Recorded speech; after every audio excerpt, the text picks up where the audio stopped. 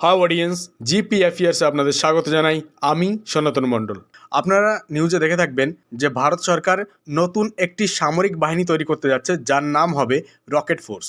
আচ্ছা, আপনারা যদি জিজ্ঞাসা করেন রকেট ফোর্স কি, দেখুন, একটা নির্দিষ্ট রেজিমেন্ট তৈরি করা হবে, যেখানে সেই রেজিমেন্টের কাজই হবে শুধুমাত্র রকেট এবং মিসাইল ফায়ার করা। আপাতত 3 ধরনের রকেট মিসাইল এতে যুক্ত করা হয়েছে। একটা হচ্ছে ব্রহ্মস মিসাইল, আপনারা বেশ ভালোভাবেই তার নাম জানেন, এবং অন্যটি পোলায় মিসাইল এবং পিনাকা রকেট সিস্টেম। এবং এটিকে একক কমান্ডের অধীনে পরিচালনা করা হবে, অর্থাৎ একই কমান্ড থেকে এদেরকে কমান্ড দেওয়া হবে।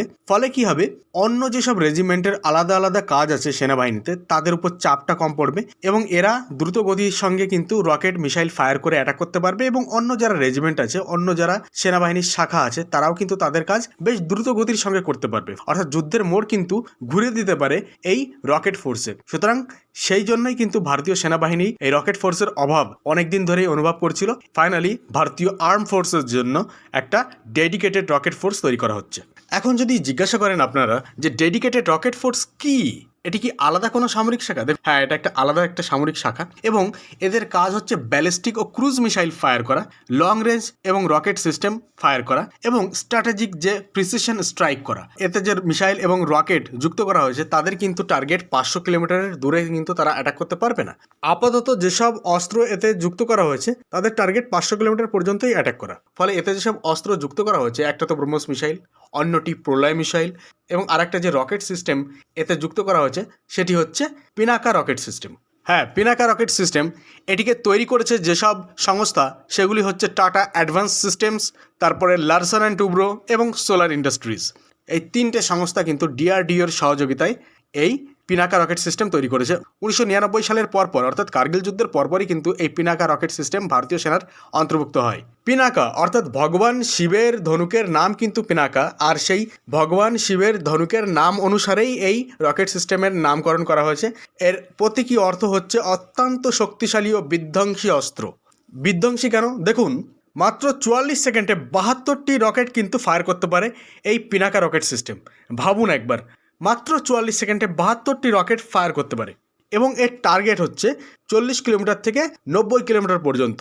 যুদ্ধের সময় যদি শত্রুর কোনো সেনা ছাউনি বা রাডার বা শত্রুর কোনো ভেহিকেল 40 থেকে 90 কিলোমিটার মধ্যে থাকে, তাহলে তাকে পুরোপুরি ধ্বংস করে দিতে পারে এই পিনাকা রকেট সিস্টেম। এবং এটি একটা মিসাইলও না, কিন্তু এটা একটা জাস্ট রকেট সিস্টেম।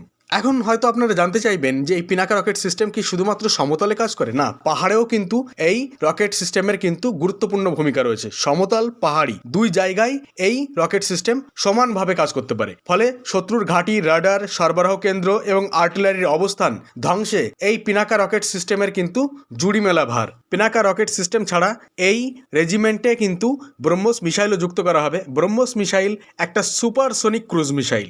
এই মিসাইলের গতিবেগ হচ্ছে 2.8 ম্যাক থেকে 3 ম্যাক, মানে শব্দের গতি থেকে প্রায় 3 গুণ।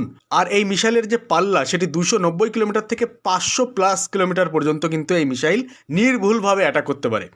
এত গতিবেগ হওয়ার ফলে শত্রুর এয়ার ডিফেন্স সিস্টেম ভেদ করতে সক্ষম। তাছাড়া এই মিসাইল কিন্তু দ্রুত এবং নির্ভুল অ্যাটাক করতে সক্ষম এবং এটাকে সহজে কিন্তু শুটডাউন করা যাবে না। এটাকে কেন শুটডাউন করা যাবে না এবং তার যদি প্রমাণ চান, তাহলে অপারেশন সিন্দুরের সময় পাকিস্তানে যতগুলো ব্রহ্মস আমরা ফায়ার করেছি, তার একটাও কিন্তু পাকিস্তান শুটডাউন করতে পারেনি। তবে কিছু কিছু এয়ার ডিফেন্স সিস্টেম আছে যে এয়ার ডিফেন্স কিন্তু ব্রহ্মসকেও শুটডাউন করতে পারে। তার মধ্যে হচ্ছে S-400 অন্যতম, যেটি কিন্তু পাকিস্তানের হাতে নেই। অপারেশন সিন্দুরের সময় পাকিস্তানে যখন এই ব্রহ্মস মিসাইল একের পর এক ফায়ার করা হচ্ছিল, তাদের যে চাইনিজ যে এয়ার ডিফেন্স সিস্টেম HQ-9, তা দিয়ে কিন্তু পাকিস্তান একটা ব্রহ্মসকেও শুটডাউন করতে পারেনি। আর অপারেশন সিন্দুরের পর পাকিস্তান এখনও পর্যন্ত কোনো উন্নত এয়ার ডিফেন্স সিস্টেম কেনেনি। এখনও তারা চাইনিজ এয়ার ডিফেন্স সিস্টেমের উপর ভরসা করে রয়েছে। সুতরাং অপারেশন সিন্দুর 2.0 যখন আবার রিস্টার্ট করা হবে, আবার পাকিস্তান ব্যর্থ হবে এই ব্রহ্মস মিসাইল ঠেকাতে। এই ব্রহ্মস মিসাইলই কিন্তু ভারতকে ক্রুজ মিসাইল থাকা শক্তিশালী রাষ্ট্রে পরিণত করেছে। এছাড়া যে আরেকটা মিসাইল এই ডেডিকেটেড রকেট ফোর্সে অ্যাড করা হয়েছে, সেটি হচ্ছে প্রলয় মিসাইল। আচ্ছা, প্রলয় মিসাইল এটা কোন ধরনের মিসাইল? এই প্রলয় হচ্ছে ভারতের একটি স্বল্প পল্লার ব্যালিস্টিক মিসাইল। এটিকে তৈরি করেছে ডিআরডিও, অর্থাৎ defence research and development organisation.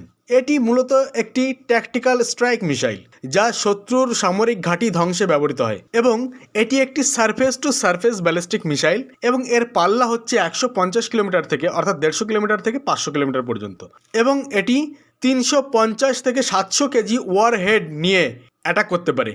এই মিসাইলটিকে দ্রুত লঞ্চ করা সম্ভব এবং এয়ার ডিফেন্স সিস্টেমকে এই মিসাইল সহজেই কিন্তু এড়িয়ে যেতে পারে। শত্রুর যে ফরওয়ার্ড মিলিটারি বেস সহজেই ধ্বংস করতে পারে এই মিসাইল।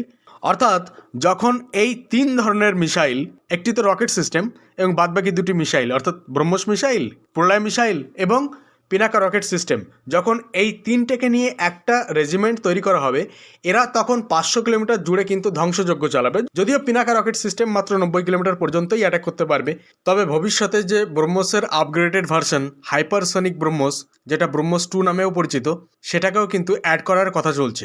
আপাতত রেজিমেন্ট তৈরি করা হোক, তারপর আমরা দেখতে পারবো বছরের পর বছর নতুন নতুন মিসাইল কিন্তু এই রেজিমেন্টে অ্যাড হচ্ছে। আচ্ছা, এই রকেট ফোর্স আমাদের কিভাবে যুদ্ধ জয়লাভ করতে সাহায্য করবে? দেখুন, এই রকেট ফোর্সের ফলে আমরা যদি কোনো দেশের সঙ্গে যুদ্ধ করি, ধরুন পাকিস্তানের সঙ্গে যদি যুদ্ধ হয়, তাহলে আমাদের যে আর্টিলারি এবং ট্যাঙ্ক এবং অন্যান্য যেসব রেজিমেন্ট আছে তারা তো যুদ্ধ করবেই, সঙ্গে সঙ্গে এদিকে আমাদের যে রকেট ফোর্স আছে এরাও কিন্তু আলাদা করে এই মিসাইল, একের পর এক মিসাইল এবং রকেট দিয়ে অ্যাটাক করা শুরু করবে পাকিস্তানে। সঙ্গে আমাদের এয়ারফোর্স, নেভি, এইভাবে চারিদিক থেকে অ্যাটাক করলে সে দেশ মানসিকভাবে এমনিতেই ভেঙে পড়বে। ফলে এই রকেট ফোর্স যুদ্ধের গতি ও তীব্রতা বৃদ্ধি করবে, শক্তিশালী প্রতিরোধ ক্ষমতা বাড়াবে এবং প্রিসিশন স্ট্রাইক ক্যাপাবিলিটি কিন্তু বাড়াবে এবং সঙ্গে কনভেনশনাল ও স্ট্র্যাটেজিক যুদ্ধ ক্ষমতা বৃদ্ধি করবে। আচ্ছা, শত্রুর মনোবল কীভাবে ভাঙা হবে? দেখুন, শত্রুর যে অস্ত্রশস্ত্র, তাছাড়া রাডার, একের পর এক যদি ননস্টপ ধ্বংস করতে থাকা হয় তাহলে এমনিতেই শত্রুর মনোবল কিন্তু ভেঙে পড়বে। আর পাকিস্তানের মতো দেশ, যে দেশ কথায় কথায় নিউক্লিয়ার ওয়েপেনের ভয় দেখায়, কারণ তারা জানে যে এই নিউক্লিয়ার ওয়েপেন না থাকলে ভারত তাদের শেষ করে দিত এতদিন। আর এই নিউক্লিয়ার ওয়েপেনের ভয় দেখিয়ে যদি ভারতকে একটু থামিয়ে রাখা যায়, আর না হলে ভারতের সঙ্গে তো যুদ্ধে জেতা তাদের পক্ষে সম্ভব না। আচ্ছা, তাহলে যদি আপনারা জানতে চান কোন কোন দেশের এই রকেট ফোর্স আছে, চায়নার আছে, রাশিয়ার আছে, যুক্তরাষ্ট্র অর্থাৎ ইউএস এর আছে, উত্তর কোরিয়ার আছে, ইরানের আছে, আর পাকিস্তানও কিন্তু এই চায়নার দেখা দেখি রকেট ফোর্স তৈরি করেছে। ভারত যদিও দেরি করে ফেলেছিল এই রকেট ফোর্স বানাতে, তবে এখন ভারতও কিন্তু দ্রুততার সঙ্গে রকেট ফোর্স তৈরি করতে যাচ্ছে। আপনারা যদি এখন জানতে চান এই রকেট ফোর্স কি কোনো যুদ্ধে ব্যবহার করা হয়েছে এই পর্যন্ত, দেখুন তেমন কোনো যুদ্ধে কিন্তু রকেট ফোর্সের ব্যবহার আজ পর্যন্ত হয়নি। তবে হ্যাঁ, এই রাশিয়া ইউক্রেন যুদ্ধে রাশিয়া কিন্তু ইউক্রেনের বিরুদ্ধে এই রকেট ফোর্স কম বেশি ব্যবহার করেছে, সেই মাত্রায় না। তবে রকেট ফোর্স যে যুদ্ধের মোড় ঘুরিয়ে দিতে পারে, এই আশায় প্রত্যেকটা দেশ কিন্তু তাদের এই রকেট ফোর্স তৈরি করেছে। ভারতও কিন্তু সেই আশা নিয়ে রকেট ফোর্স তৈরিতে পা বাড়িয়েছে। এখন দেখার বিষয়, ভারতের যে রকেট ফোর্স তৈরি হতে যাচ্ছে সেই রকেট ফোর্সের ব্যবহার কি আমরা আগামী দিনে অপারেশন সিন্দুর 2.0-তে দেখতে যাচ্ছি কিনা। তাছাড়া আমাদের আর এক পূর্ব পাশের প্রতিবেশী, সেও এখন শত্রুর মতো আচরণ করা শুরু করেছে। এখন সেই দেশেও আমরা এই রকেট ফোর্সের ব্যবহার করতে যাচ্ছি কিনা আগামী দিনে সার্জিক্যাল স্ট্রাইকের মতো স্ট্রাইক করার জন্য। যদিও পূর্ব পাশের প্রতিবেশীদের ওপর আমাদের আপাতত মনে হয় না যে কোনো সার্জিক্যাল স্ট্রাইকের প্রয়োজন হবে, যতক্ষণ না তারা পাকিস্তানের মতো টেররিস্ট ভারতে পাঠায়। তো যাই হোক, আজকের মতো এই পর্যন্তই। যদি আপনাদের এরকম ইনফরমেটিভ ভিডিও ভালো লেগে থাকে তাহলে জিপি অ্যাফেয়ার্স সাবস্ক্রাইব করুন এবং সঙ্গে থাকা বেল আইকন প্রেস করুন।